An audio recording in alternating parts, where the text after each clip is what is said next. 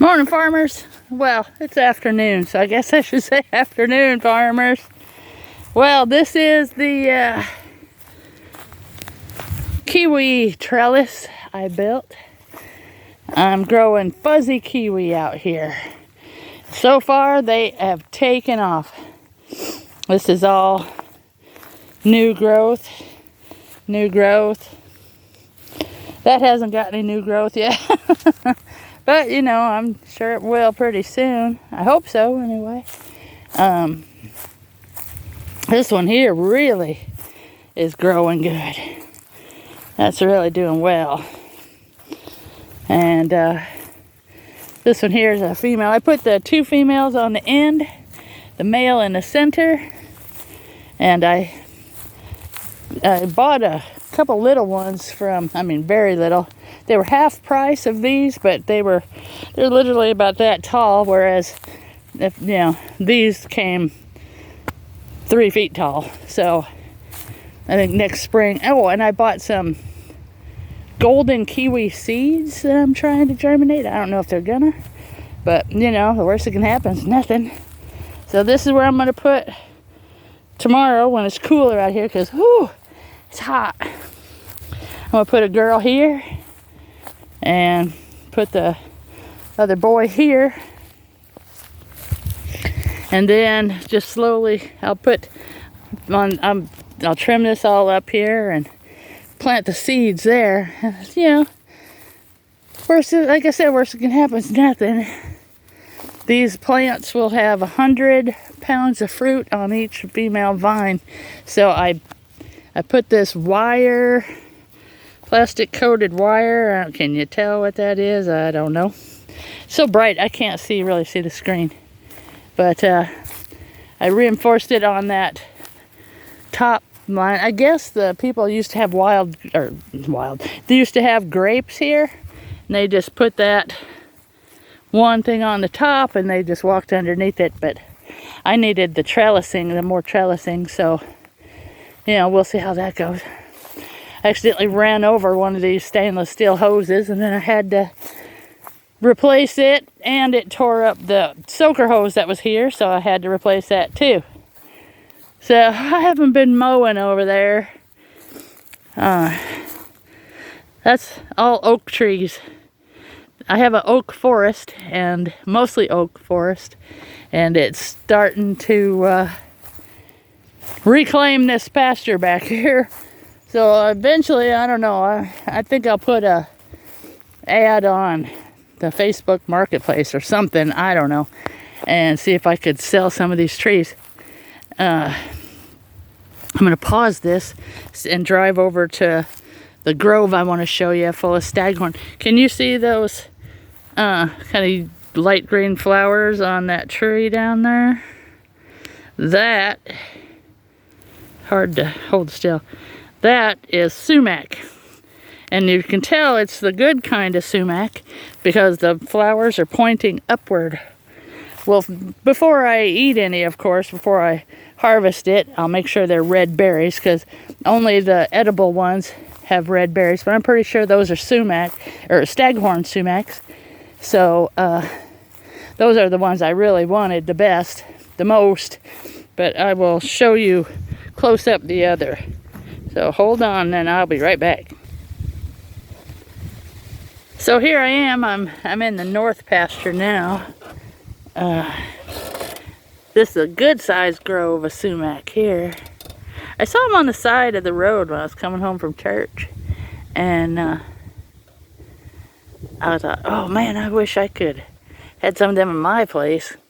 And I was looking out the window, and I was like, that is? So these trees here, I don't know, there's 6 maybe. Hard to tell from here. It starts here and goes along there. So I'll see how the flowers point up. Well, all these little ones here, these are baby sumacs. So I'm gonna leave them, and it makes me really glad I didn't go all the way to the woods over there like I did originally. But this will give me a lot more to harvest and get that good sumac spice. Sumac is the Native American lemonade tree, and you can use it as spice in food like lemon chicken or whatever. I guess it'd be sumac chicken. I don't think it tastes like lemons. It's just a sour. It's just real sour, and you know the Native Americans made, mixed it with honey and water and had their own lemonade, so to speak. Sumac-ade is what I guess they call it now, and so yeah. So here's how far the garden is out now, or the garden, how much the orchard is in now. There's like 23, 24 trees in here, I think. That's pear, and over there's nectarine. And these Asian persimmons are doing a lot better than the American persimmons. There's 3 American persimmons and 3 pawpaws. The rows are crooked, especially this middle row here, because I just couldn't dig a hole where it was up there for that fig tree, so I just put it off to the side to where I could get it. It's kind of rocky here, so it can be pretty difficult to. And my garden, I completely mowed it. I left the sunflowers up. Man, these are the tiniest mammoth sunflowers I've ever seen, but this soil is just so rocky and it's not very good. So I'm kind of thinking I might put a big chicken coop right there. Well, I may or may not. I'm not sure yet. I bought a disc cultivator to go behind my John Deere here. So I'm going to cultivate that soil for a while. And then I bought a plow too to go with it. I'm waiting for the sleeve hitch. I bought this thing that looked like a sleeve, and I thought, and it said on Amazon it was a sleeve hitch. Well, it's not. I mean, it technically is, but it's not the sleeve hitch you need to pull a plow and to pull a cultivator, a disc harrow or whatever, And so, yeah. So I'm waiting for that. That's pretty spendy. But once I get it, it'll be worth it. It's a good investment to go with my John Deere mower investment. So, and you can tell, I don't know if you can tell, but I have 26 hours on it now. Woohoo! Almost 27. So, yay. It doesn't seem like a lot, but, oof, it's been hard work. And we're in that heat wave, and it's so hot. Now, with these peach trees, these big peach trees here that are all overgrown, I'm going to make a couple air layers on that soon. And then I'm going to trim, I'm going to prune it way back to it. It only has 4 branches on each one. That's a lot of peach trees, but I don't know. Maybe I could sell some. I don't know. I'm starting, see the black walnut over there. I don't know if you can see that little one. I'm letting the ones, there it is.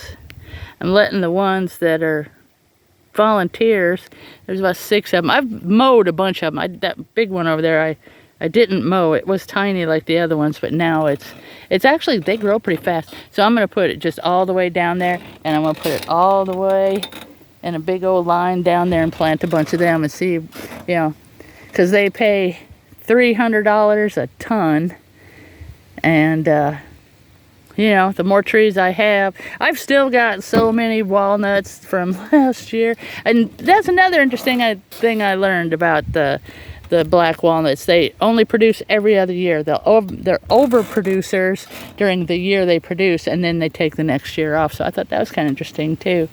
But yeah, I'm mowing down all the oak trees that keep sprouting up in this one. I'm trying to keep it pretty low, but man, the grass just grows so fast. It's hard to keep up with. But you know what I say about that. You do a little bit and you get a lot done. Keep on farming, farmers.